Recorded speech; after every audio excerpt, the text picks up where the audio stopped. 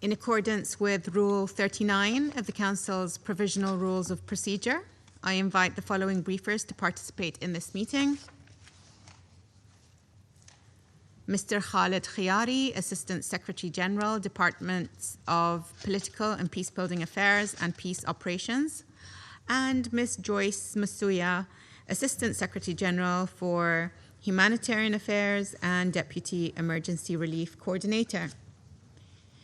It is so decided.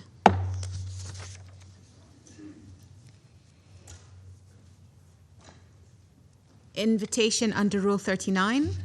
In accordance with Rule 39 of the Council's Provisional Rules of Procedure, I also invite Her Excellency Ms. Hedda Sampson, Deputy Head of the Delegation of the European Union to the United Nations, to participate in this meeting. It is so decided. The Security Council will now begin its consideration of Item 2 of the agenda.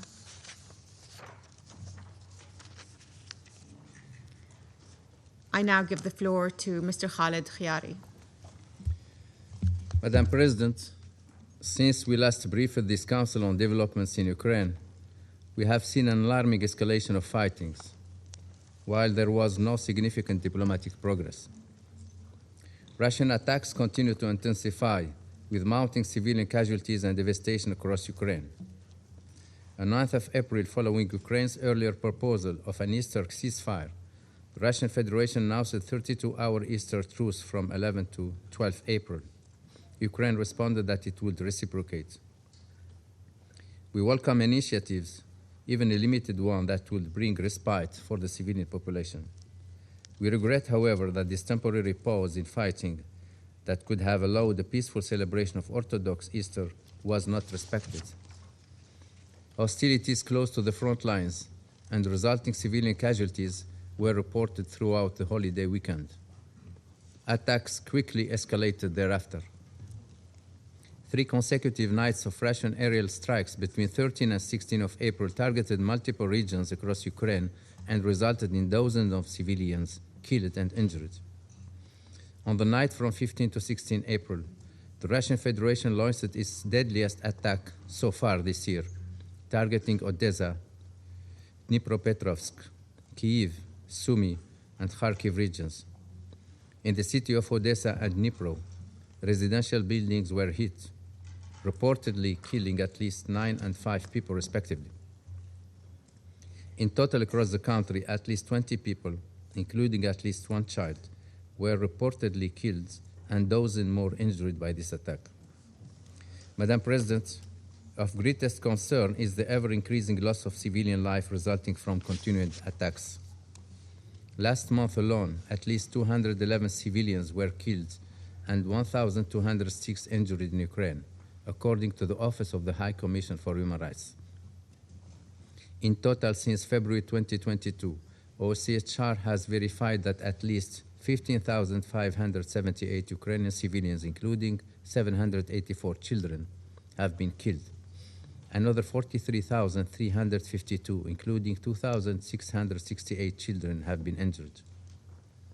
In the Russian Federation, local authorities, including in the Kursk, Belgorod, and Bryansk regions bordering Ukraine, have reported increasing civilian casualties.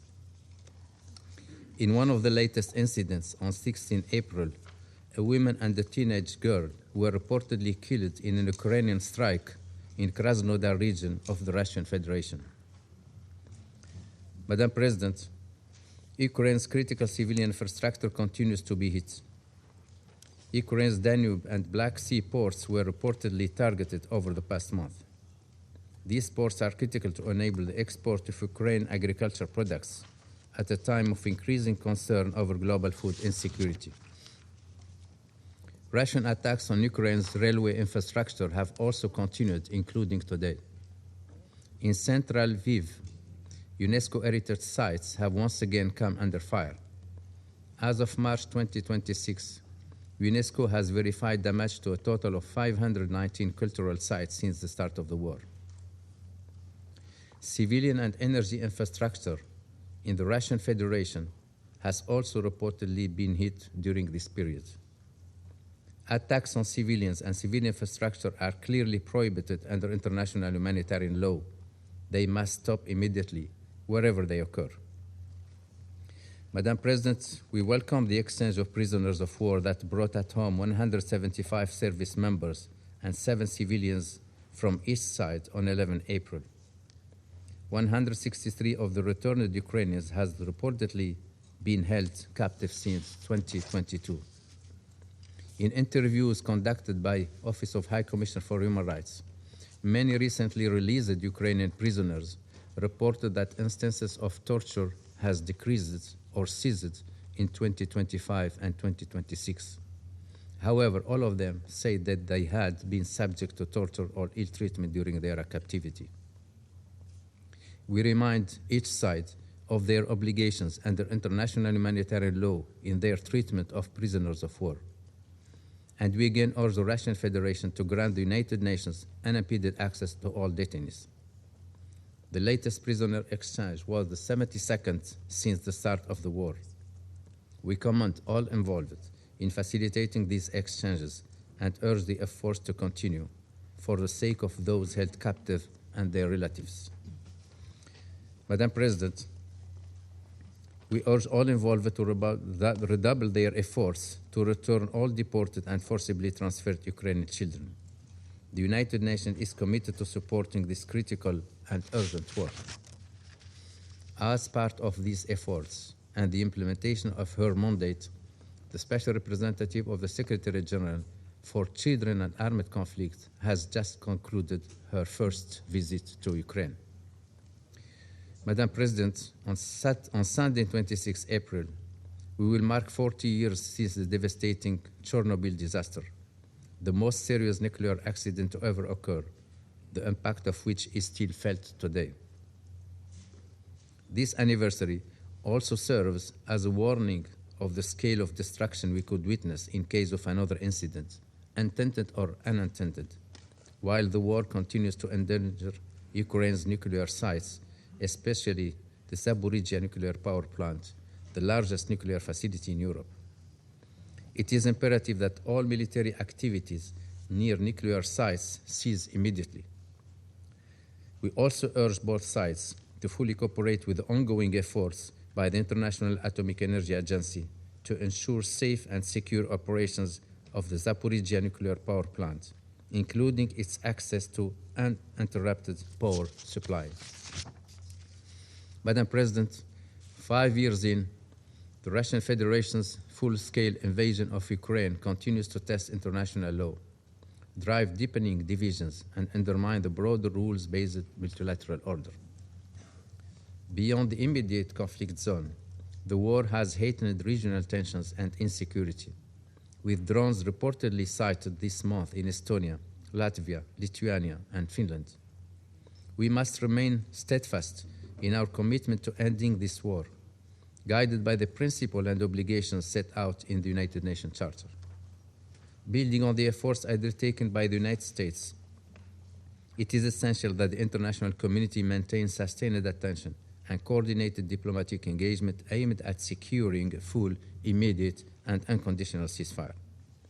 Such efforts must lay the foundations for a just and lasting peace in Ukraine, in accordance with the United Nations Charter, international law, and the relevant resolution of the United Nations. We cannot afford the risk of the conflict spiraling out of control with ever higher human costs and unpredictable consequences for us all. The United Nations stands ready to support all meaningful initiatives that can help bring an end to the suffering and advance the prospects for peace. Thank you, Madam President. I thank Mr. Hiaри for his briefing. I now give the floor to Ms. Джойс Мсуя. Madam President, Excellencies, building on the political and security developments outlined by my colleague, Assistant Secretary General Hиари, let me highlight the humanitarian realities we are seeing across Ukraine. Since we last briefed this Council 1 month ago, attacks have intensified, and civilians continue to bear the brunt. Missile, drone, and artillery strikes have hit residential areas, public transport, energy systems, and port infrastructure. Hostilities over the weekend caused civilian casualties and damage to homes and other civilian infrastructure on both sides of the front line. A massive wave of overnight strikes last week affecting Dnepru, Kiev, and Odessa killed over 21 civilians and injured over 140 people. The week before, a strike hitting a public bus in Nikopol in broad daylight killed 4 people and injured 16 more. Homes damaged once are hit again. Schools and essential services remain under immense strain. Damage to energy infrastructure has created a systemic shock, disrupting electricity, water, heating, and essential services on which millions depend. Power outages on both sides of the front line are compounding hardship for already vulnerable communities. Hostilities are increasingly affecting urban residential areas. The geographic spread of strikes is widening. Damage to key access routes is further constraining civilian movement and limiting the reach of humanitarians. Madam President, continued damage to energy infrastructure is expected to have far-reaching humanitarian consequences through the summer months and into the next winter season. International humanitarian law is clear. Civilians and the infrastructure essential to their well-being must be protected. Medical facilities, energy systems, and water services on which civilians depend must be spared. Attacks that disrupt these systems deepen humanitarian needs and prolong human suffering. Humanitarian partners are supporting urgent repairs to energy networks, housing, health services, and water systems, while preparing for summer pressures and the next and 5th winter since the 2022 escalation of this war. Madam President, humanitarian needs remain vast even as diplomatic efforts continue. Despite ongoing hostilities, we and our partners continue to support communities close to the front line wherever access allows. Mobile teams continue to provide healthcare, mental health, and psychosocial support and other essential services. Just last week, an interagency convoy facilitated by OCHA delivered essential hygiene supplies to more than 600 people, including children and older persons, in a frontline community in Mykolaiv Oblast, exposed to constant shelling. Another interagency convoy reached Kherson. Humanitarian partners also continue to help evacuate people from frontline communities. In recent days, hundreds of civilians, including many children, have been assisted to reach safer locations and supported through transit centers. However, our access remains constrained in some areas due to the intensity of hostilities, and many vulnerable civilians still remain in areas close to the front line.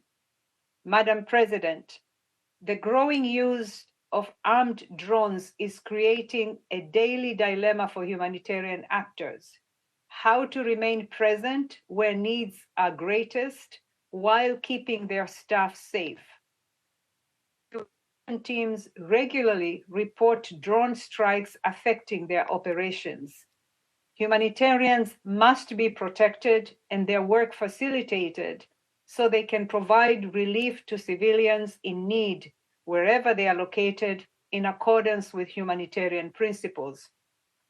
As we have repeatedly underscored before this Council, Respect for the rules of war and the protection of civilians is not optional. It is a legal obligation. Madam President, the Global Humanitarian Overview, launched last December, is a snapshot in time. In Ukraine, however, needs continue to evolve and increase. Humanitarian partners are prioritizing those facing the greatest risk, but needs continue to outpace resources. Of the 10.8 million people requiring humanitarian assistance this year, millions remain beyond our reach.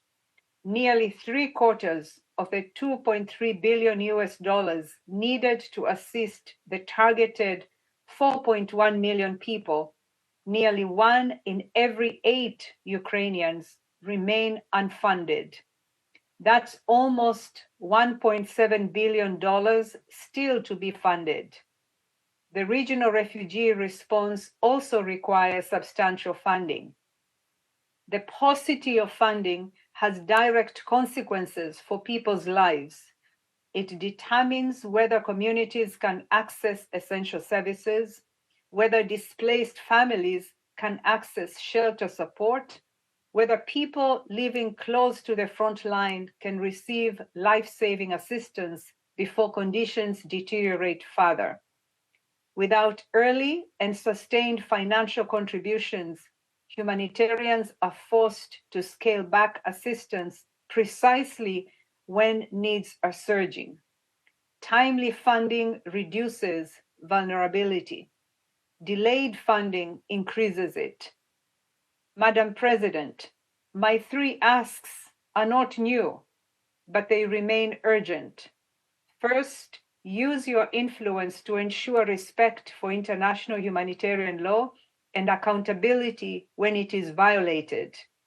As the Interagency Standing Committee underscored last week in a joint statement on ending impunity, even wars have rules.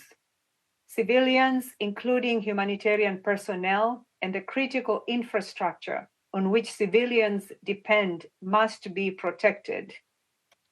Second, and connected to the first, ensure safe, rapid, unimpeded, and sustained humanitarian access to civilians in need across all areas of Ukraine, including those living in areas currently under the control of the Russian Federation.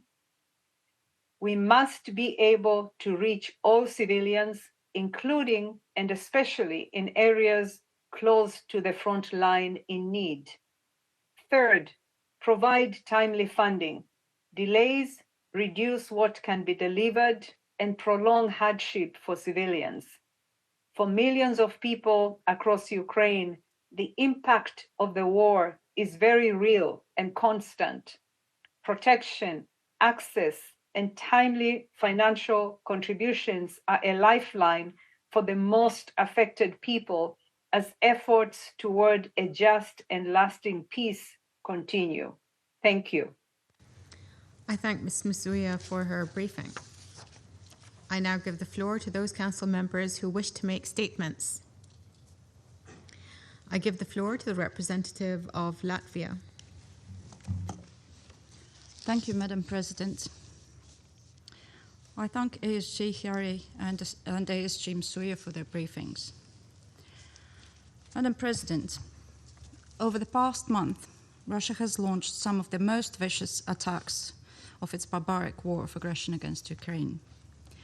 During Orthodox Easter, Ukrainian civilians had only 32 hours free from terror. One night without Russia's long-range drones, missiles, and guided bombs. Predictably, yet regrettably, since then, the Russian leadership has escalated its barbaric brutality. Just 9 hours after our last Security Council meeting on Ukraine on 23rd of March was over, Russia launched the largest drone attack ever recorded in the history of modern warfare. In 24 hours, 948 drones struck Ukrainian cities. As verified by the UN Human Rights Monitoring Mission in Ukraine, This attack killed at least 6 people and injured almost 100. The strikes also hit a maternity hospital and damaged a 16th century monastery, a UNESCO World Heritage Site. March marked yet another record month of civilian casualties, most occurring in Ukrainian cities and towns far away from the front line. And deplorably, on 16 April alone, Russia once again launched over 700 drones and missiles against Ukrainian cities, killing at least 20 people and injuring over 100 in its deadliest attack this year. Since February 2022, Russia has launched a staggering number of aerial attacks against Ukraine, at least 94,344 long-range strike drones and missiles. As verified by World Health Organization, Russia has conducted at least 2,881 attacks affecting healthcare facilities, ambulances, and medical warehouses in Ukraine. Madam President, Russia, a permanent member of this Council with a special responsibility to uphold the UN Charter, continues to wage an unprovoked and illegal war against Ukrainian civilians and civilian infrastructure. Russia is deliberately causing global security and economic crisis, plus enabling and assisting Iranian attacks against our GCC partners. Meanwhile, Ukraine is actively helping the Gulf countries defend themselves against attacks by Iran, the same kind of attacks Ukrainians know so well. The Kremlin can try to hide the truth about the real costs and losses of this war from the Russian people by imposing internet blackouts, banning digital platforms, and repressing independent media. But Russia cannot hide the truth from the world. The world knows the imperial motives and the brutal reality of Russia's war. This is shown by the widespread support for Ukraine's General Assembly resolution on the 4th anniversary of Russia's full-scale invasion. Madam President, let Russia and its allies remember accountability for all atrocities is not optional. It doesn't have an expiration date. And Latvia is committed to being one of the founding members of the Special Tribunal for the Crime of Aggression against Ukraine, as well as the International Claims Commission for Ukraine. 20 countries in total have already committed to joining the Special Tribunal, and we urge all countries to defend the fundamental principles of international law and demand accountability. Russia continues to deny access to the United Nations and independent monitors to the occupied territories in Ukraine and to Russia itself. The available verified reporting documents the grave and systematic crimes committed against Ukrainian civilians and prisoners of war. These weeks, the whole UN celebrates the indigenous peoples. And I would like to draw attention to the Crimean Tatars, the indigenous peoples of the occupied Crimean Peninsula in Ukraine. This Muslim community already faced mass deportations by the Soviet regime. Thousands of them returned to a free Ukraine and a free Crimea. But this all changed in 2014. They are facing ethnic, political, and religious persecution and currently make up the majority of the political prisoners in Crimea. To conclude, Madam President, Russia's war is an imperial war. It is a war against the Ukrainian nation and its freedom. It is aimed at destroying the Ukrainian state, culture, history, and language. Russia can end this war and the civilian suffering immediately. If Ukraine stopped defending itself, it would be the end of Ukraine. This is why Latvia firmly stands with Ukraine, its sovereignty, political independence, and territorial integrity. Latvia supports all peace efforts, especially under the leadership of the United States and European countries, to bring just and lasting peace in line with the UN Charter. An immediate, full, and unconditional ceasefire is the first step, and we call on all countries to exert maximum pressure on Russia so it meaningfully engages in the peace process. And thank you. I thank the representative of Latvia for the statement. I now give the floor to the representative of Denmark. Thank you, Madam President. And let me thank Assistant Secretary General Hиари and Assistant Secretary General Msуя for their briefings. I also welcome the participation of the permanent representative of Ukraine to this meeting. and I wish to express my deepest condolences to the families of the victims in the horrible shooting in Kyiv this past weekend. Madam President, our brief and sobering accounts remind us that while the eyes of the world may be on the Middle East, the longest war on European soil since the World War II continues, away from the headlines, but no less devastating for Ukraine's civilians. This past month has marked some grim milestones. 1,500 days since Russia's full-scale invasion of Ukraine, and 4 years since unveiling the horrors of Russia's brutal massacre in Bucha, which Denmark joined its EU partners in Bucha to commemorate on 31st March. In the past weeks, we witnessed, however, a faint and sadly fleeting glimmer of hope. Following repeated calls by Ukraine, Russia announced a 32-hour Easter ceasefire. There was an exchange of prisoners, and the Ukrainian authorities declared that its forces would only respond if there were Russian strikes. That hope, however, was instantly undermined, as the Ukrainian authorities reported thousands of ceasefire violations throughout the 32-hour period. This tells us, once again, that the international community should not be persuaded by empty declarations. We should only be persuaded by actions, and these actions tell a different and desperate story, one of deflection rather than any meaningful step towards peace. Madam President, this cynicism by the Kremlin that we witnessed with the so-called Easter ceasefire is not new. For over a year, Kyiv has been offering an immediate, unconditional, and comprehensive ceasefire.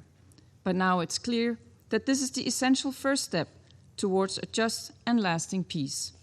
Russia, on the other hand, has time and time again chosen escalation over good faith engagement.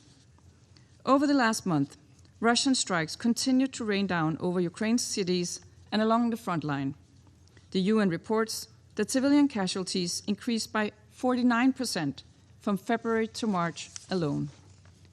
The mass drone and missile attacks last week killed at least 20 civilians and injured up to 100, revealing a new and increasingly deadly Russian tactics. Drones with jet engines and daytime attacks immediately following nighttime attacks, making the strikes on heavily populated areas even more deadly. Madam President, Russian attacks on Ukrainian civilians have been a feature of the full-scale invasion since the earliest days. Justice will come for the victims across Ukraine, those who died in mass killings, those who endured torture, sexual violence, and forced deportations. And it will come for the survivors who carried physical and mental scars every day.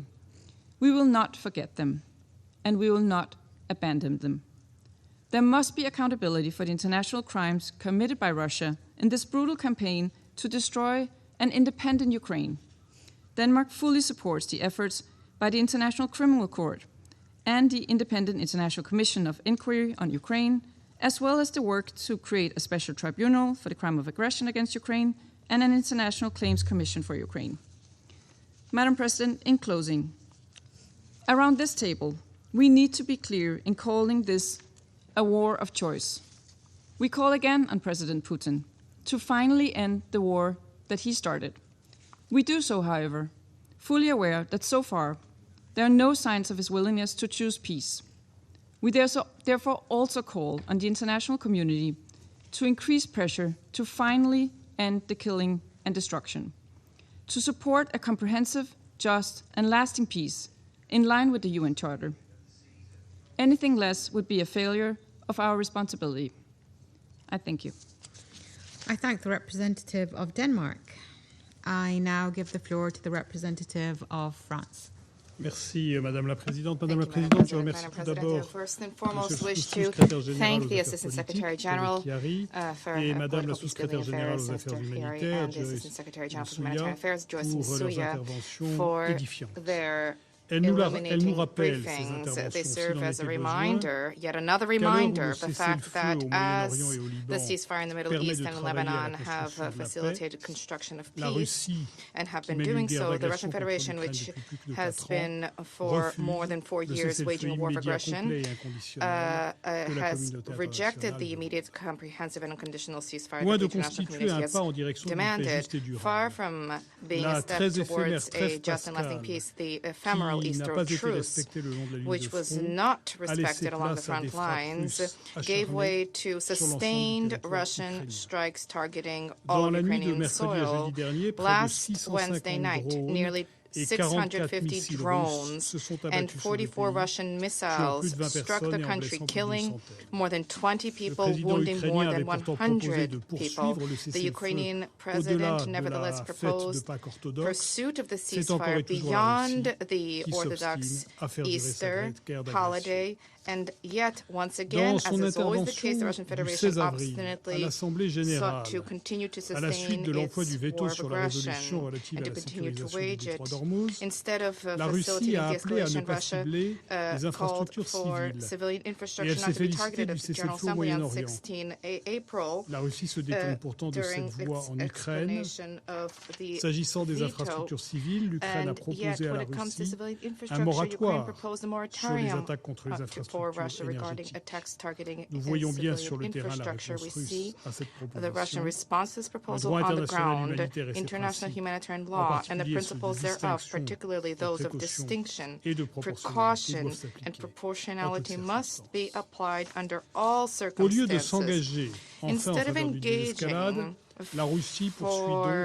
efforts towards the de-escalation, Russia continues its maneuvers of seeking to reverse responsibility, and it voices concern about the enhancement of European defense efforts. On the 15th of April last, the Russian foreign minister cautioned against what he called, and I quote, the danger of militarization of the European Union. On that same day, the Russian defense minister sought to intimidate the Europeans by threatening their industrial operations and defense technologies. All parties are aware of the realities of efforts and the efforts of each party related to defense. This rhetoric has neither curtailed our staunch support for Ukraine's legitimate resistance, which I applaud, nor has it diminished our determination to contribute to strategic European autonomy. We will continue to deliver assistance to Ukraine both bilaterally and through the European framework, which remains more unified than ever before. Path towards peace exists, and it is incumbent upon the membership of the Security Council to help those who seek to embark upon them to do so. When it comes to the ceasefire, we have learned, we call upon Russia to join the broad international consensus which brings together the Secretary General of the United Nations and the overwhelming majority of member states from all continents to finally apply an immediate, full, unconditional ceasefire. The resolution adopted in 24 last by the General Assembly by a broad majority calls for this categorically, and it is incumbent upon all members of the Security Council to pool efforts and to join them with those of the Secretary General as for negotiations under the aegis of the United Nations, which we will continue to support. In principle, it is time for the Russian Federation to engage not through gesticulations or false steps, but through tangible commitment. France intends to contribute to constructing peace in Europe through dialogue in good faith alongside partners within the coalition of the willing and guaranteeing peace. We will continue to work assiduously to that end. Thank you. I thank the representative of France for the statement. I now give the floor to the representative of Greece. Thank you, Madam President. I would like to start by thanking Assistant Secretary General Hiaри and Assistant Secretary General Msuya for their comprehensive and insightful remarks. I also welcome the presence of Ukraine in this meeting. Madam President, Greece, along with the overwhelming majority of the UN membership, has repeatedly called on Russia to put an end to its war of aggression against Ukraine. In full respect of international law, including the UN Charter, international humanitarian and human rights law, it is regrettable that these calls have been ignored by Russia. Official UN numbers have once more dimmed our hope for peace. As we have just heard by our briefers, casualties in Ukraine keep increasing. March was the deadliest month for civilians since last July, and casualties in the first quarter rose by 20% compared with last year, which had already registered more casualties than in the year before. And once more, casualties among children number in the dozens. March also marked a record high in the use of aerial weapons against Ukraine, which constitutes the primary cause of civilian casualties. Even worse, the outlook for this month is also bleak, with dozens of civilians dead and hundreds injured. Time and time again, we have condemned in the strongest terms the deliberate targeting of civilians and civilian and critical infrastructure as a serious violation of international humanitarian law. We reiterate the same point today. Thousands of Ukrainians have left their homes also this year, as their lives are upended by war.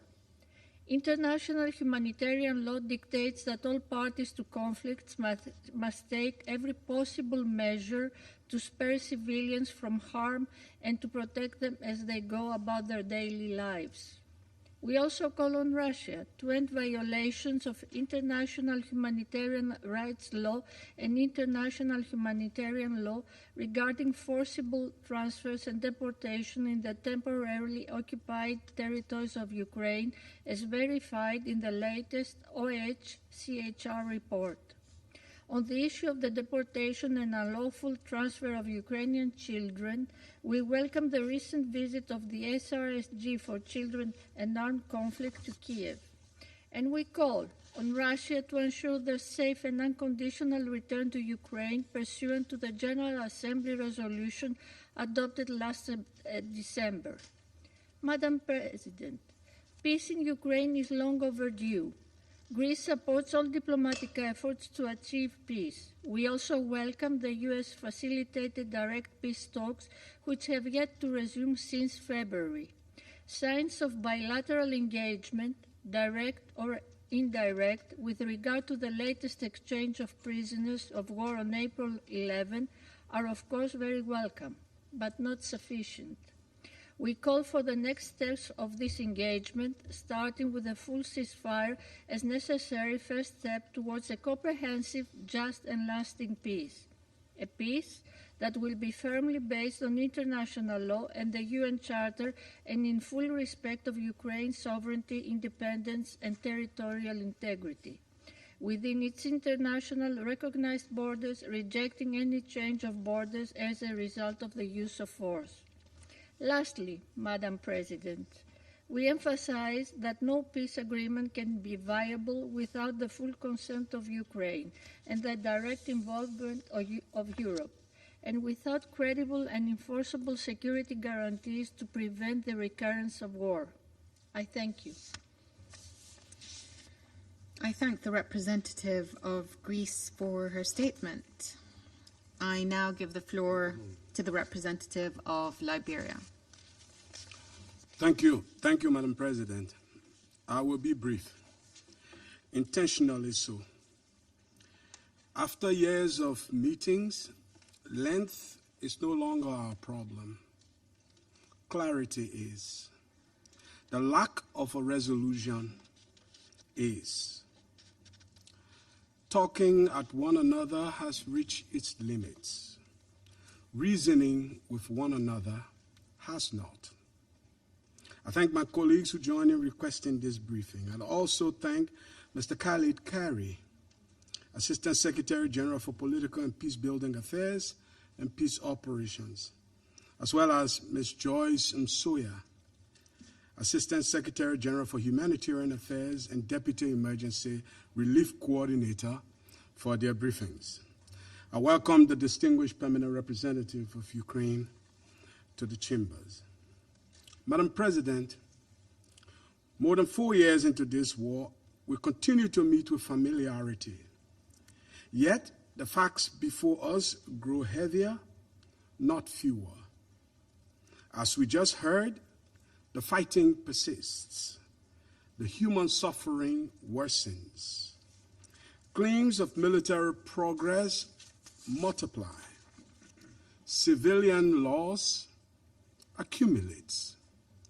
If momentum is asserted by all and protection is delivered by none, then repetition has become the order of the day to replace purpose. Critical infrastructure is not merely damaged, it is repeatedly disabled. Energy systems are struck. Water systems are rendered unreliable. Cities are left in mourning. This cannot be understood as incidental harm. Children are bearing the deepest cost, not only through death or injury, but through time itself. Schooling interrupted, care interrupted, and lives shaped by instability rather than by choice. Recent declarations of restraint have offered no relief on the ground. What has been presented as pause has coincided with continued strikes. What has been described as openness to peace has produced no corresponding protection for civilians. These contradictions matter not rhetorically, but legally and institutionally. International humanitarian law does not permit deliberate or indiscriminate attacks on civilians. This Council cannot preserve credibility by acknowledging war and human suffering while treating its continuation as inevitable. Liberia draws from hard experience. When peace is delayed, restraint becomes more, not less urgent. When resolution is blocked, harm must still be constrained. Because territory asserted through ruins proves nothing, strength demonstrated through suffering proves nothing. And endurance, mistaken for strategy, proves nothing at all.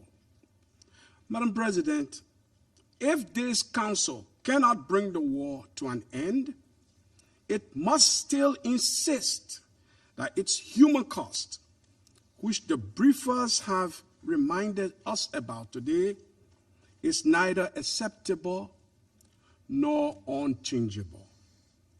To do otherwise is not neutrality, it is withdrawal from responsibility.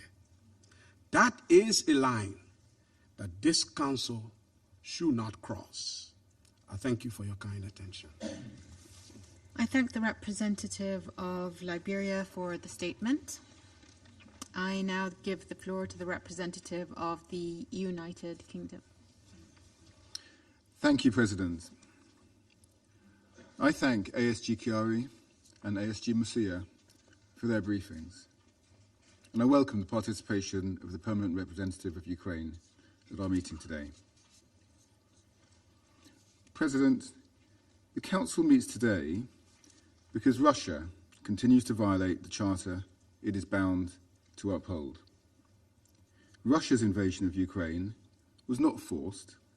It was, and continues to be, a deliberate act of aggression intended to erase another state's identity. In recent weeks, Russia has continued to subject Ukrainian cities to drone and missile strikes in civilian areas.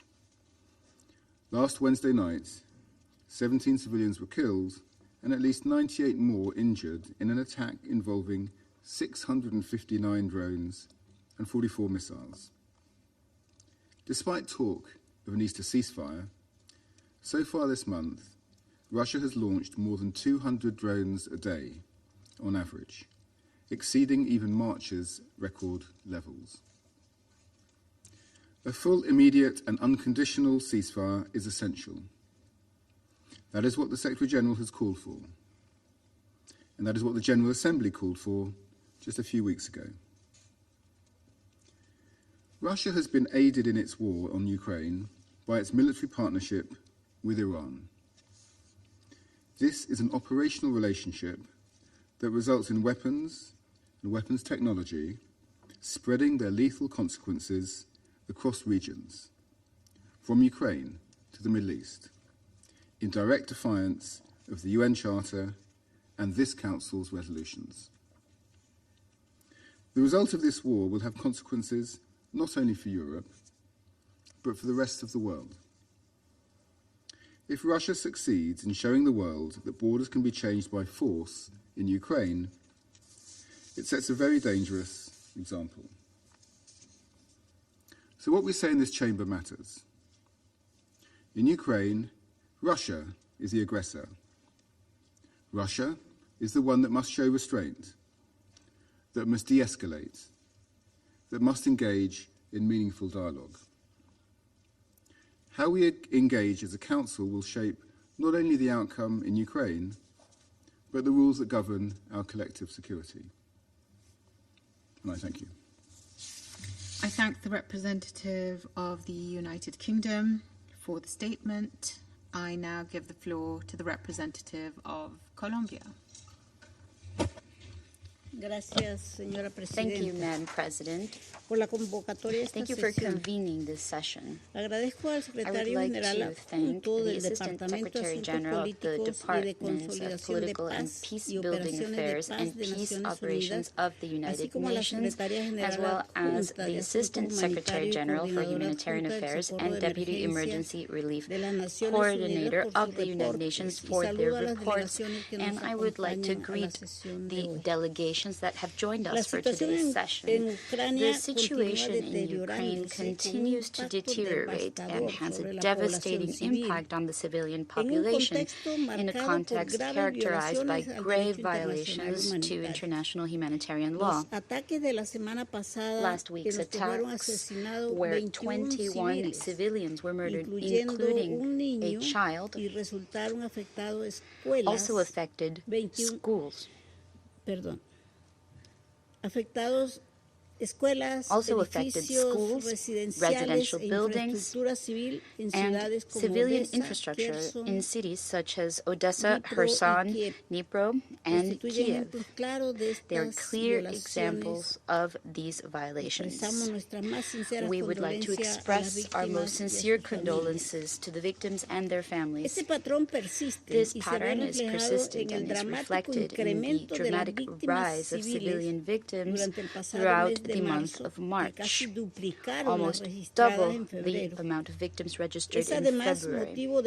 It is also a source of deep concern, the fact that we are evolving towards a war of attrition, which is increasingly dominated by the use of drones and low-cost technology that contributes to prolonging and intensifying human suffering. Since the beginning of the war, Colombia has condemned in the strongest terms attacks against civilians and civilian objects. This includes hospitals, ambulances, healthcare staff, dwellings, schools, and basic infrastructure. This is all strictly prohibited by IHL. Today, we are compelled to once again remind all the parties their obligation to respect and protect the civilian population as well as civilian objects that are indispensable for their survival. We demand that these actions cease immediately. Madam President, Colombia has taken note of the Easter ceasefire agreed last weekend. The truce represents an opportunity to advance toward peace. In this respect, Colombia welcomes the recent exchange of 175 prisoners of war and civilians, which was facilitated by the mediation efforts of the United Arab Emirates. This achievement, which is significant and deeply human, shows that even in the midst of confrontation, it is possible to make progress through tangible gestures of trust. We underline the importance of these humanitarian actions as useful measures to rebuild trust and strengthen existing pathways for dialogue. Nevertheless, we regret that this ceasefire was limited in time, as well as reports of violations on both sides through attacks, bombardments, and drone strikes. This highlights the urgency of deepening efforts to achieve a political solution that addresses mutual concerns and leads to a peace agreement directly negotiated by the parties, which is acceptable to both of them. Madam President, Colombia once again reiterates our deep concern over the prolonged conflict and its consequences. From the very beginning, we have called for an immediate and complete ceasefire, and today we reiterate that call firmly. We urge all parties to return to the path of diplomacy, to broaden mediation efforts, and to prioritize the protection of the civilian population. Peace will not come immediately, but we do believe that it is possible to steadily advance toward the end of hostilities and a lasting political solution. I thank you. I thank the representative of Colombia, and I now give the floor to the representative of Somalia. Thank you, Madam President. I thank ASG Khaled Hiari and ASG Джойс Msуя for their comprehensive briefing. As we convene today, my delegation remains profoundly concerned by the continued deterioration of both security and humanitarian conditions in Ukraine. The continued hostilities serve only to prolong human suffering and further diminish prospects for sustainable peace. We are concerned by the continuous escalation of military action affecting civilian and civilian infrastructure. The protection of civilians, particularly the most vulnerable, and the preservation of schools, hospitals, and homes are enshrined obligations in international humanitarian law. My delegation reiterates that all parties must prioritize de-escalation, exercise utmost restraint, and uphold these principles without exception. Madam President, in this spirit, we welcome the continued exchange of prisoners of war, including the recent repatriation of 175 individuals. Such humanitarian milestones serve as essential confidence-building measures and remind us that amidst of a deep division, cooperation remains possible. We remain convinced that there is no military solution to this conflict. Dialogue and diplomacy remain the sole viable means to bring this crisis to an end.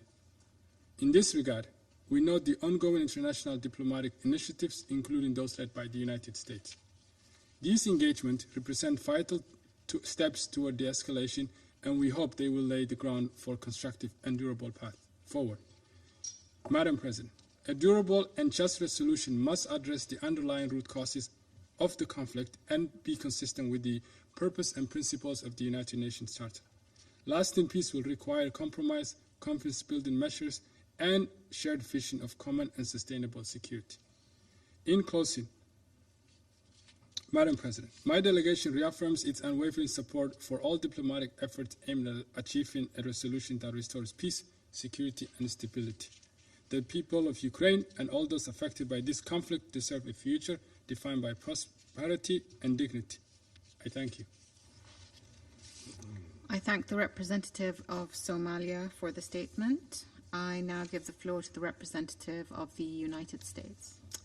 Thank you, Madam President, and thank you, Assistant Secretary General Hiaри, sir, for your briefing, and Assistant Secretary General Msуя for your briefing. And a special welcome to our friend Ukraine as they join us in the Council today. From the day he returned to office, President Trump made it clear that he is determined to end the Russia-Ukraine war, as it has only brought death and destruction. The United States continues to push for a negotiated and durable end to the war to stop the bloodshed. This commitment remains a hallmark of President Trump's determination to end the monstrosity of this continued carnage. We saw negotiations produce concrete results less than 2 weeks ago when Russia and Ukraine agreed to exchange 175 prisoners and additional civilians. The United States supports these and earlier exchanges as one step toward durable peace. As a further step, the United States calls on Russia to return all Ukrainian children it has unlawfully deported to Russia, as well as those it has forcibly transferred within occupied Ukrainian territory. In support of this effort, which is a significant concern for First Lady Melania Trump and is centered in her advocacy, the U.S. will fund a $25 million assistance program to aid the return of these Ukrainian children forcibly transferred or deported to Russia or Russian-controlled territories. Our dedication to the safe return of those children remains unwavering. The United States continues to reinforce the need for global support for President Trump's efforts to advance durable peace. The United States remains committed to shared prosperity, including through our commitment to the U.S.-Ukraine Reconstruction Investment Fund, which represents the United States' economic stake in securing a free, peaceful, and sovereign future for Ukraine. We call on all UN member states to play a constructive role in bringing this war to an end, including by ending support that enables Russia's prosecution of this war and encouraging both sides toward negotiated settlement. Specifically, we urge China to immediately stop supplying Russia the dual-use goods and material components that enable its war effort. The DPRK must also stop providing munitions, including ballistic missiles, to Russia for use against Ukraine, which violates UN Security Council Resolutions 1718 and 1874 that Russia itself voted for. Iran provides yet another example, as it has supplied Russia with hundreds of attack UAVs and UAV technology for use in Ukraine, including transfers before October 2023 in violation of UN Security Council Resolution 2231. And in September of 2024, Iran began delivering hundreds of close-range ballistic missiles to Russia. Nor should the Council forget that Russia has supplied Iran with critical military equipment over the past year, delivering combat aircraft, helicopters, armored vehicles, and other arms, some of which violate UN Security Council Resolution 1929. Russia's military support to Iran endangers the security of the Gulf cooperation countries. We call on Russia to abide by the resolutions of this Council as a permanent member and encourage both Russia and Ukraine to negotiate a durable end to the war. Thank you, Madam President. I thank the representative of the United States for the statement. I now give the floor to the representative of Panama. Muchas gracias, Presidenta. Thank you very much, Agradecemos al President. Secretario General Adjunto Khaled Hiari y a la señora Joyce Mssuya, Secretaria General Adjunta de Asuntos Humanitarios, por su valiosa información de la situación sobre el terreno. Reconocemos, además, la participación de las distinguidas delegaciones que nos acompañan hoy en sala. Panamá expresa su profunda frustración ante la falta de avances reales hacia el fin de este conflicto. Resulta cada vez más difícil justificar ante quienes sufren esta guerra que la comunidad internacional continúe reuniéndose para describir una tragedia que perdura desde hace ya 4 años. Sesión tras sesión, analizamos cifras que reflejan incrementos en las muertes, escuchamos informes y reiteramos nuestras posiciones, mientras que la violencia continúa, se profundiza y la población civil sigue pagando el precio más alto en esta guerra. Esta normalización del sufrimiento es en sí misma inaceptable. La urgencia de un cese al fuego debe asumirse como un compromiso inmediato, sostenido y verificable. Hoy, el campo de batalla no distingue entre objetivos militares y civiles. El uso creciente de misiles, drones de largo y corto alcance y ataques masivos contra zonas urbanas demuestra una peligrosa normalización de ataques contra la infraestructura civil. Las cifras más recientes son claras. Desde febrero del 2022, más de 15.000 civiles han perdido la vida y más de 43.000 han resultado heridos. Solo en los primeros meses del 2026, la violencia ha aumentado un 20% respecto al año anterior. Panamá reitera su condena a toda violación del derecho internacional humanitario y de los derechos humanos. Cualquier ataque contra la población civil y el personal humanitario es una grave afrenta a los principios más básicos de humanidad. Una realidad que desafortunadamente ya no distingue fronteras. Por otro lado, deseamos subrayar que la protección de la niñez debe mantenerse como una prioridad transversal en todos los contextos del conflicto armado. Los niños y niñas son siempre las víctimas más vulnerables de la guerra. Sufren de desplazamientos forzados, interrupción en su educación, separación familiar, afectaciones a su salud física y mental y riesgos graves de violencia, explotación y reclutamiento. Integrar la protección de la niñez en los esfuerzos diplomáticos, humanitarios y políticos orientados a la paz no es solamente una obligación jurídica, sino también una inversión indispensable para la estabilidad futura de las sociedades afectadas por este conflicto. Ningún proceso de paz puede considerarse sostenible si no colocamos a la niñez en el centro de sus prioridades. Señor presidente, debemos redoblar esfuerzos con el fin de prevenir que este conflicto se convierta en un ejercicio de desgaste indefinido, donde la inercia sustituya a la voluntad política real y donde el sufrimiento humano quede subordinado a cálculos geopolíticos. Panamá reitera su llamado inequívoco. Es momento de pasar de las palabras a los hechos y es preciso avanzar en el diálogo constante basado en el respeto a la soberanía y a la integridad territorial de los estados. I thank the representative of Panama for the statement.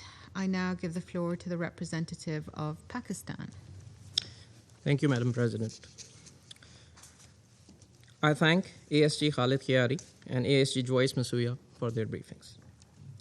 The conflict in Ukraine, now into its fifth year, remains a source of consternation for the international community.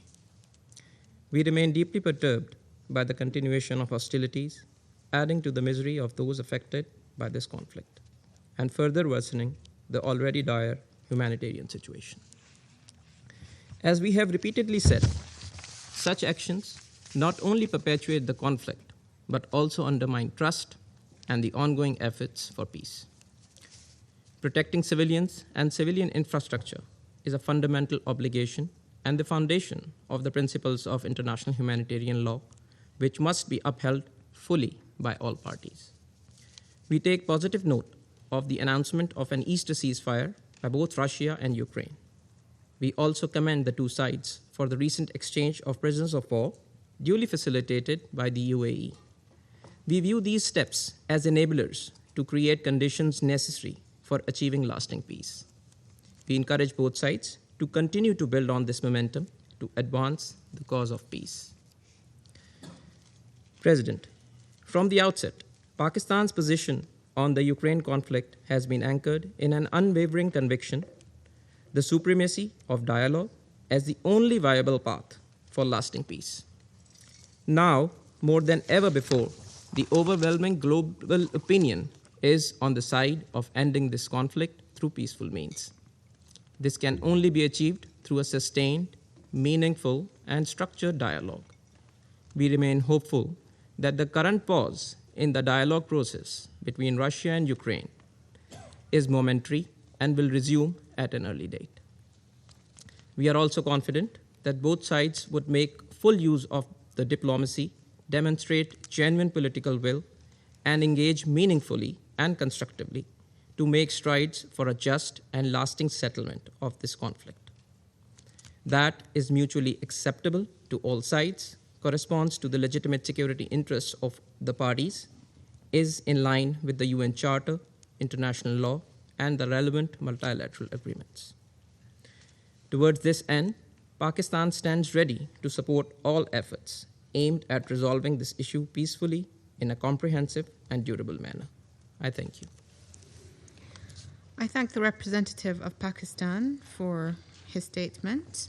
I now give the floor to the representative of the Democratic Republic of the Congo.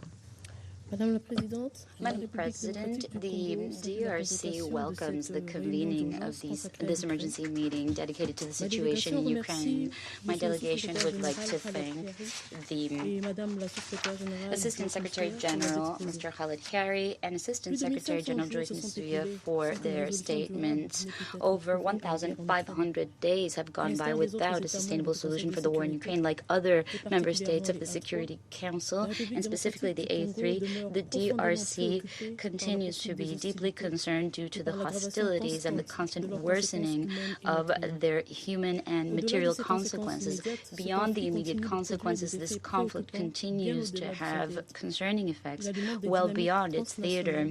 It feeds into transnational dynamics of violence that affect the African continent as well. Madam President, we observed encouraging signals in mid-February when we saw a possible renewal of diplomatic efforts. However, we see that this light of hope has been tamped down due to the intensification of combat. The information referred to the Council is unequivocal.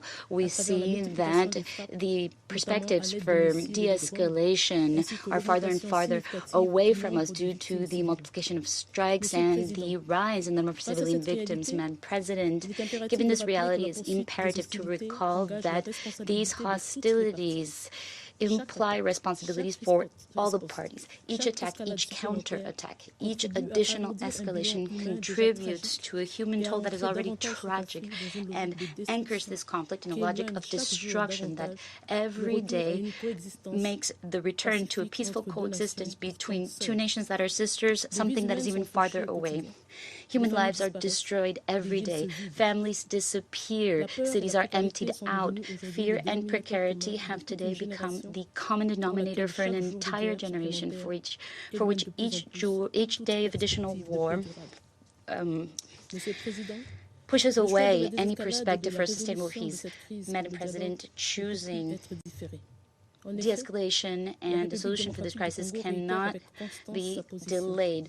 The DRC reiterates its position. There is no military solution to this conflict, only a diplomatic and political exit based on dialogue, good faith, and the respect for international law, as well as international humanitarian law and the principles of the UN Charter will allow for a sustainable end to this crisis. In this sense, we call for an effective ceasefire and the strict compliance with all commitments therein. Repeated violations of initiatives to cease the hostilities that have been recently noted compromise the perspective of being able to find a peaceful solution for the conflict and underline the urgency of reestablishing trust between the parties. President, protecting civilians should continue to be an absolute priority. It is necessary to spare the civilian populations as well as essential infrastructures, especially energy infrastructures. Their destruction directly affects the living conditions and compromises access to basic services. We also recall the need to ensure humanitarian access that is rapid, safe, and unrestricted for all people in need.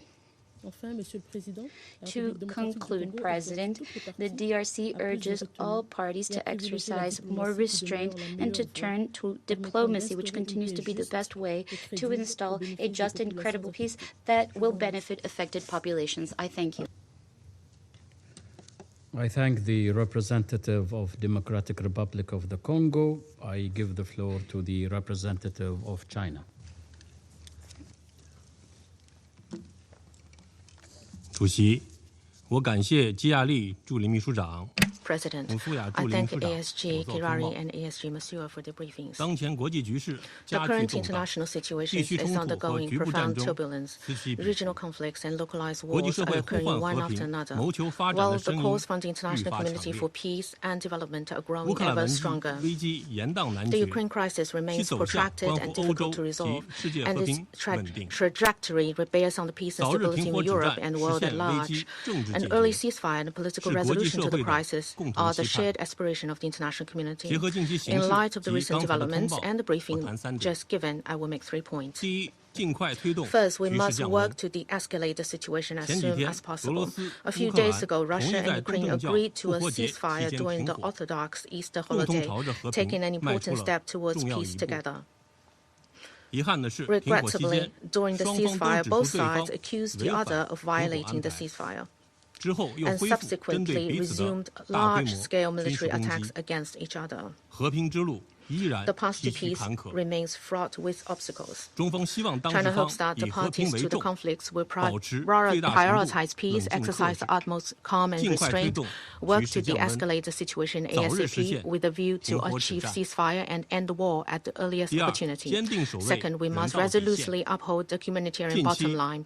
Recently, Russia and Ukraine carried out a new round of exchange of prisoners of war and remains of fallen soldiers, reflecting the humanitarian considerations and helping to build mutual trust.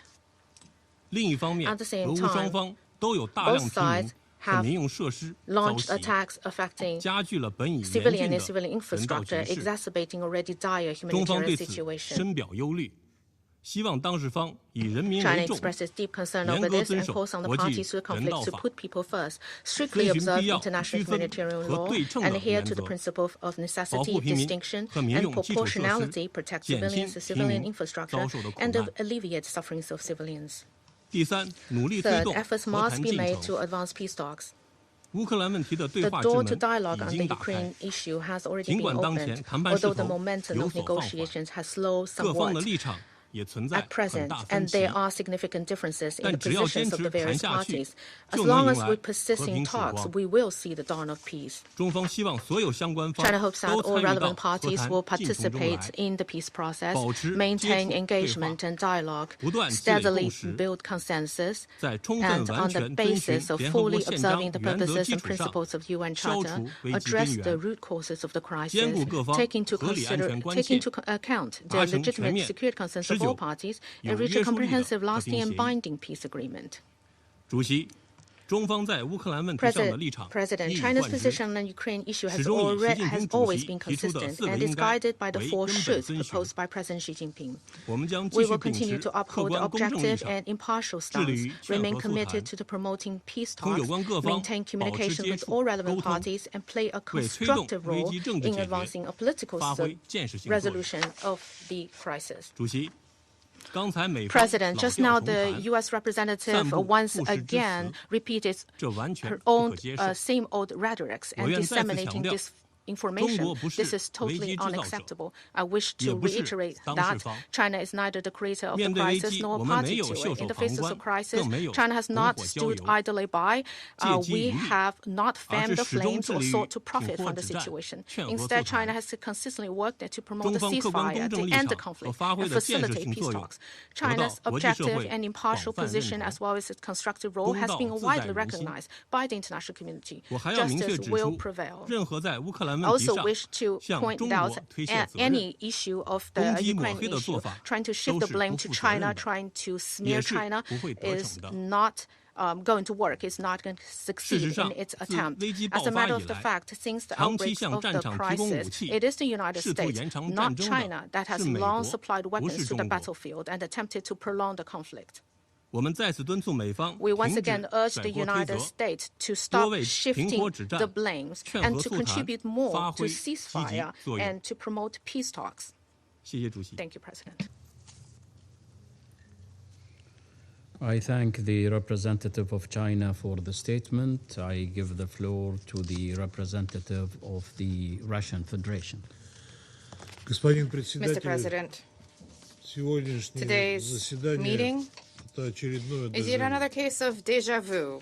The performance of this cheap, second-rate spectacle is being carried out at the Security Council by the Ukrainian and European delegations on a monthly basis. And the reasons are very clear to us. First and foremost, they cannot allow for the international community's attention to be shifted to other crises. And second, the need to conceal the panic prevailing within their own ranks.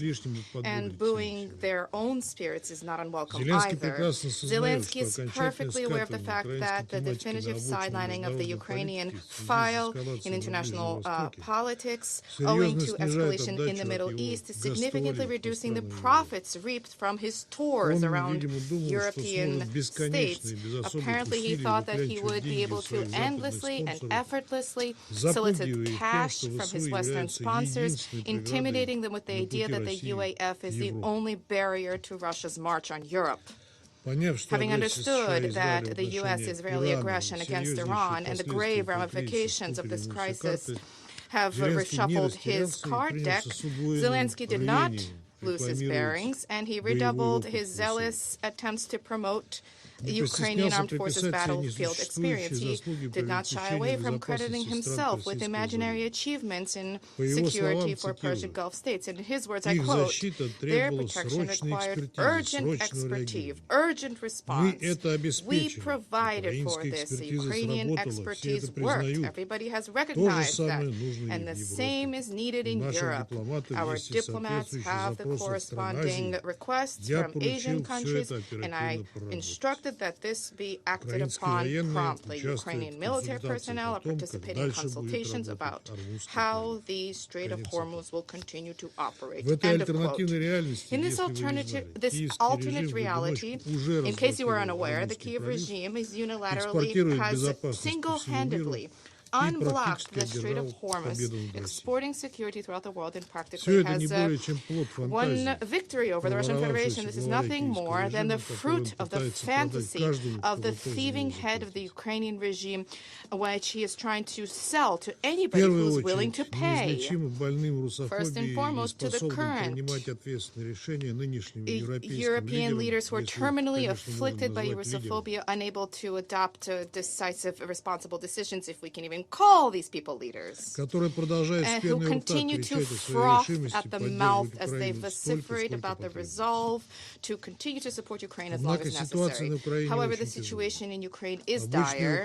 Ordinary Ukrainian people are refusing to fight for the blatantly corrupt leadership of the country. They are dodging the draft, they are deserting, and they are clearly rebuffing the military consignment efforts. The people those rounding up people at recruitment centers, and the radical Nazi affiliates who essentially are abducting people in order to offset the mounting losses incurred by the Ukrainian armed forces. The hunt targeting Ukrainian men is taking place in broad daylight. They are being dragged from their apartments, from their homes, from public-private transport, from hospital cots, from their workplaces. The kidnappers are even lying in wait in pharmacies and grocery stores. People are being maimed.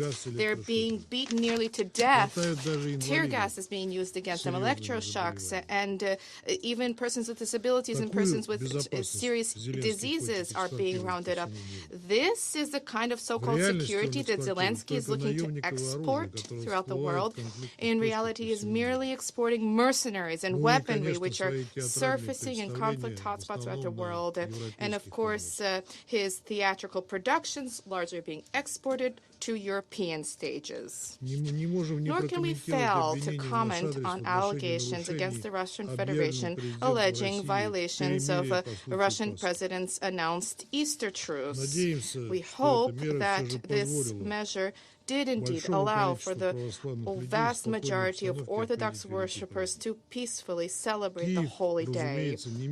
Kiev, of course, immediately began to hurl allegations against Russia, alleging ceasefire violations. However, the Russian side verified at least 6,500 ceasefire violations by the Ukrainian armed forces. And this was merely in the 32 hours of its being in effect. And the UAF also shelled civilian objects, and there are dead and wounded civilians as a result as well.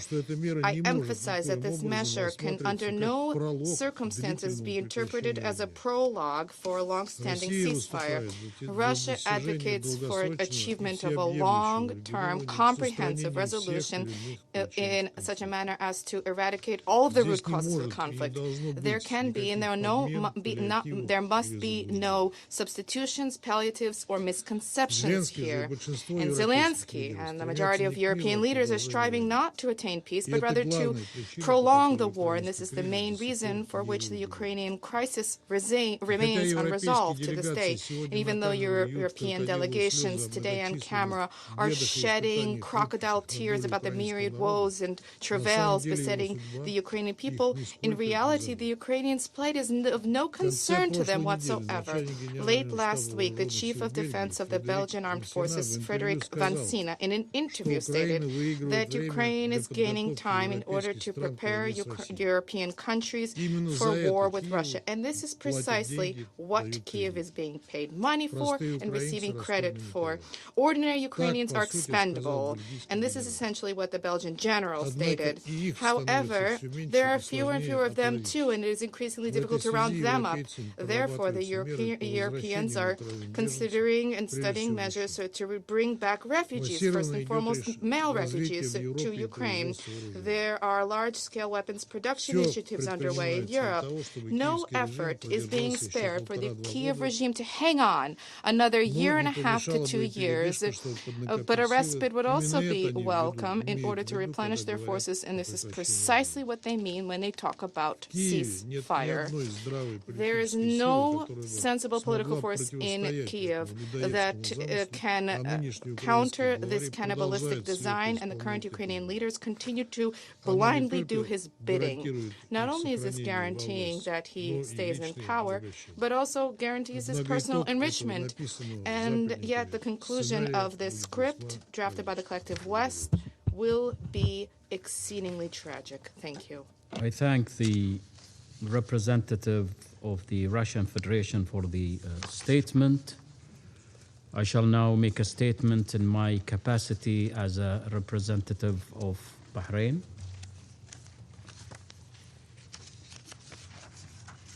بداية أرحب بسعادة السيد. At the outset, I welcome His Excellency Khaled Hiyari, Assistant Secretary General for the Middle East and Asia and the Pacific, and Ms. Joyce Msuya, Assistant Secretary General for Humanitarian Affairs and Deputy Emergency Relief Coordinator. And I thank them both for their valuable briefings to the Council today. Excellencies, the widespread suffering resulting from the ongoing conflict in Ukraine continues unabated, casting a heavy shadow over civilians and infrastructure. In March, there was a concerning surge in civilian casualties, a 49% increase compared to the previous month. In this regard, I wish to highlight the following points. One, on the protection of civilians. The Kingdom of Bahrain emphasizes the critical importance of ensuring full protection of civilians and exercising constant care to spare them from military operations, ensuring that civilian facilities and infrastructure are not made targets of attacks. We also reiterate our firm commitment to upholding international law, including international humanitarian law and the United Nations Charter. Two, on the security aspect, we regret the alarming use of drones in conflicts, a trend that saw a 70% increase in March 2026 compared to March 2025. As these drones inflict severe damage upon civilian and vital infrastructure and pose a direct threat to civilian lives. We have witnessed the impact of attacks on critical infrastructure in various regions in the world, including the Gulf, where the Islamic Republic of Iran continuously targeted critical infrastructure and civilian sites. This constitutes a grave and unlawful threat to the safety of civilians, as well as to regional and international energy and food supplies, in blatant disregard of Iran's obligations under international humanitarian law, Security Council Resolution 2817, and Human Rights Council 61/1. We warn against the use of drones, which may fall into the hands of non-state actors, thereby exacerbating instability and posing a long-term threat to international peace and security. 3. On the diplomatic front, we commend the efforts of all countries and states striving to mediate in order to achieve the peace, security, and stability that demand our immediate attention and action. These efforts aim to avert an escalation of crises by seeking diplomatic solutions through dialogue and negotiation. We hope to see positive progress in the negotiations between Russia and Ukraine. In this context, we commend the United States of America, the Kingdom of Saudi Arabia, the United Arab Emirates, and the State of Qatar for their role in facilitating various mediation efforts.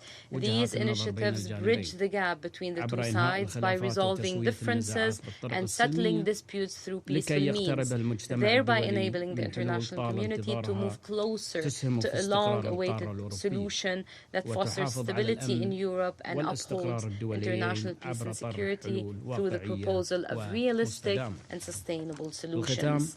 In conclusion, we stress the need for a political and lasting settlement to end the Russian-Ukrainian war and alleviate its humanitarian repercussions in line with the principles of international law, the United Nations Charter, and Security Council Resolution 2774. Thank you so much.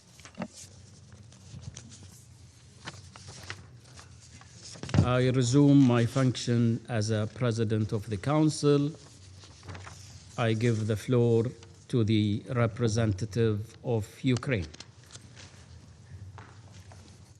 Mr. President, distinguished members of the Security Council, I wish to thank the Presidency of Bahrain for convening this meeting and express my gratitude to the delegates of Denmark, France, Greece, Latvia, Liberia, and the UK for supporting Ukraine's request.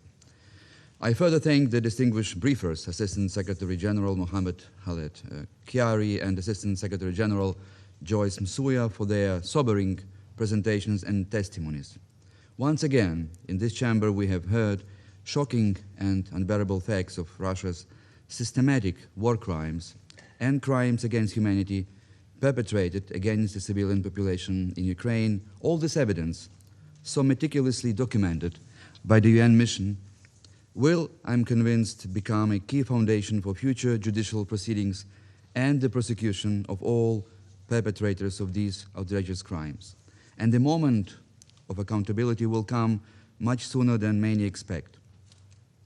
Regarding the alleged civil victims that the Russian authorities have claimed, I have to stress that these data could not be duly verified by the independent UN bodies. Ukraine does not attack civilians. Mr. President, more than 1,500 days have passed since the beginning of the Russian Federation's full-scale military invasion in Ukraine. The Russian armed forces have continued to deliberately and systematically attack the civilian population of Ukraine and target critical civilian infrastructure using ballistic and cruise missiles, guided aerial bombs, multiple launch rocket systems, and deadly Shahed drones, resulting in significant casualties and destruction.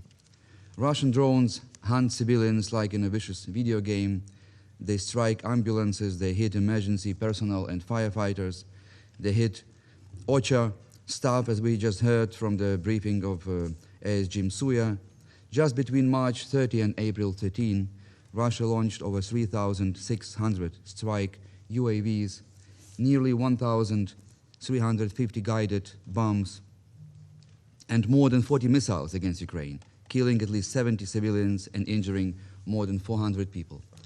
And last week brought no relief from the Russian terror, Moscow used over 2,360 strike UAVs, more than 1,320 guided bombs, and nearly 60 missiles against Ukraine, killing and injuring dozens of innocent people. On April the 14th, a Russian strike on the center of the city of Dnepru claimed the lives of 5 civilians and left 27 others injured. On the night of April 15, Russia carried on one of the deadliest attacks against civilians using more than 700 ballistic and cruise missiles and drones. Kyiv, Odessa, Kharkiv, Dnipro, Zaporizhia, Kherson regions came under massive attack. At least 17 civilians were killed and dozens wounded. Among those killed in the capital was a 12-year-old boy. I could continue this vast catalogue of new Russian war crimes, but regrettably, for some in this chamber, these horrific facts have been reduced to little more than routine wartime statistics and do not evoke the harsh reaction necessary to put Russia in its place. This indifference must end. Mr. President, before I proceed with my statement, I wish to once again briefly debunk the baseless accusations and propaganda that we heard last time and today from the mouths of Russia's representative. To be frank, it is not easy for any person guided by common sense to provide a rational response to these Russian flows of distorted narratives and fabrications. Ignorance in this regard might seem the most natural response to the constant stream of lies that Russia has been spreading in this chamber, also today. But this stance has created the illusion that what the Russian delegation says may have some factual basis, which is completely wrong. So let me expose at least some of the groundless claims that we just heard in Mr. Nebenzia's statement. The delegate of Russia expressed concern that the president of Ukraine is allegedly too worried about the international community's attention shifting to the Middle East and therefore is actively engaging with the countries of the Gulf region. In reality, this assertion reveals something else, namely Russia's complete loss of credibility and growing irrelevance in this region. The truth is that it is Ukraine that is extending a hand of practical assistance to its partners in the Gulf, helping them protect their energy infrastructure from criminal strikes by Iranian drones and missiles, supported by Russia. And it is Russia which is the main accomplice of the Tehran regime that has betrayed the Gulf countries, delivered them a knife in the back, and abused its veto right to block a crucial draft resolution on freedom of navigation in the Strait of Hormuz 2 weeks ago. Mr. President, the Russian delegate once again lamented today the alleged difficulties of mobilization in Ukraine, repeating a familiar repertoire of lies. Instead of spreading disinformation about the Ukrainian army aimed at driving a wedge and sowing a division in our society, perhaps Mr. Nebenzia should reflect on the alarming reality inside Russia's armed forces. Since the beginning of this year, Russia has been losing no fewer than 30 to 35,000 soldiers every single month. In fact, Russian battlefield losses have exceeded monthly recruitment plans achieved through contract enlistment. This reveals a growing structural crisis of Russia's manpower system. The Kremlin is increasingly struggling to attract volunteers for its vicious war of aggression despite unprecedented financial incentives. Russian regional authorities are engaged in an unsustainable bidding contest, offering ever higher signing bonuses that far exceed average incomes. Recruitment relies on coercion, pressure on vulnerable social groups, prisoners, migrant workers, recently naturalized citizens, and foreign mercenaries. Newly recruited personnel are sent directly into the high attrition assaults without adequate training.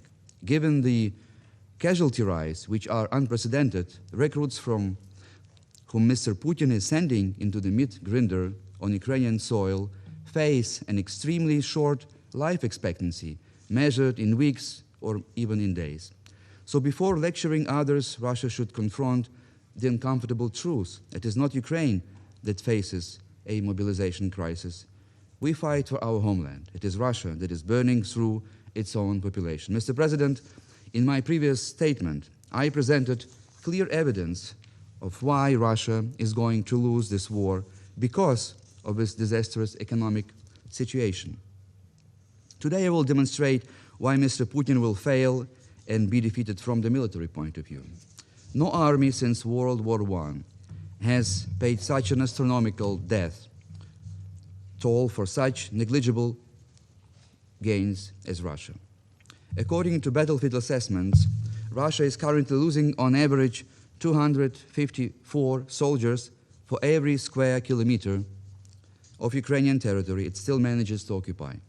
To put this into historical perspective, let me remind that during the Winter War of 1939-40, an illegal aggression that was launched by the Soviet Union against Finland, the cost of human lives per square kilometer was roughly 100 times lower. This comparison illustrates a fundamental reality of this war. Russia is achieving minimal territorial gain at an extraordinary high human price.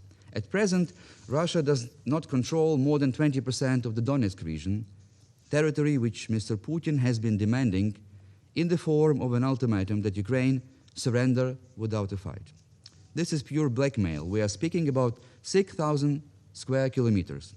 Russia demands Ukraine to abandon one of the most heavily fortified and logistically developed defensive lines. And we must not forget, first and foremost, that beyond these fortifications, there are cities and villages where Ukrainians live. How can we leave hundreds of thousands of these people to their fate to face barbarians bringing death and destruction? Taking into account the current staggering and appalling rate of Russian losses for every square kilometer of Ukrainian soil, the bloody arithmetic becomes even clearer. The calculation is very simple. Just multiply 6,000 by 254 dead soldiers for each square kilometer.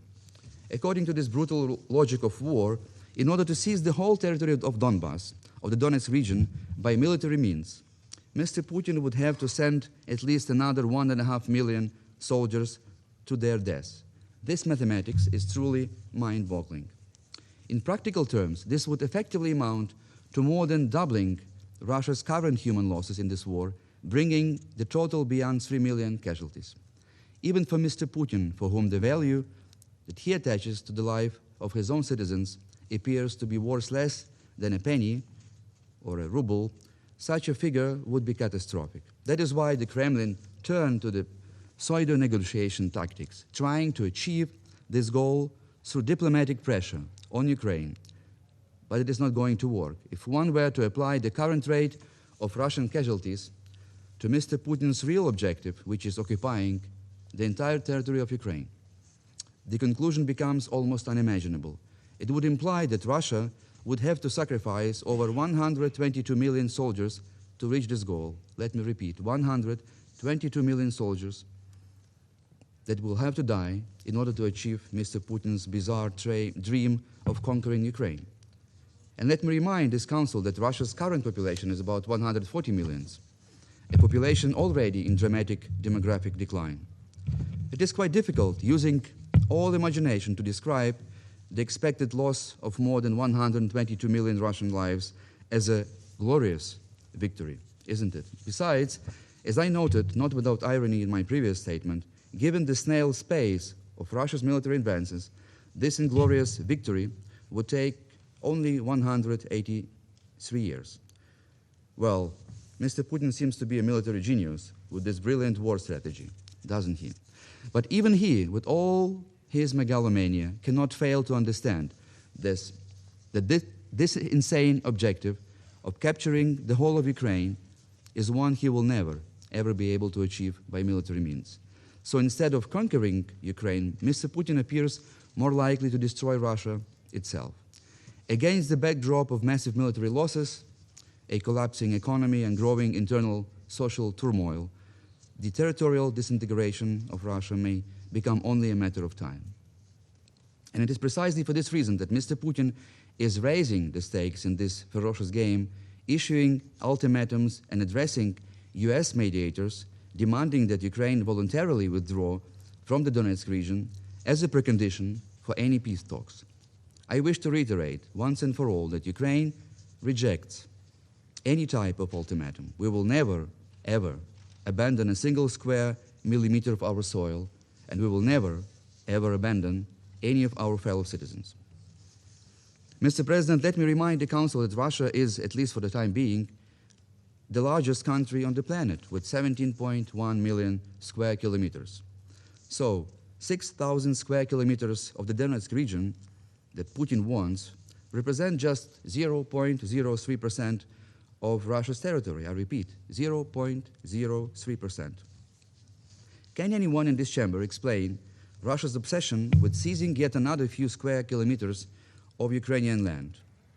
Mr. Putin wants to convince American mediators and the broader international community that peace itself hinges on Ukraine's voluntary surrender of the Donetsk region, and that once this demand is met, Russia will at last be happy and internal peace will follow. Does anyone seriously believe this fairy tale? We don't.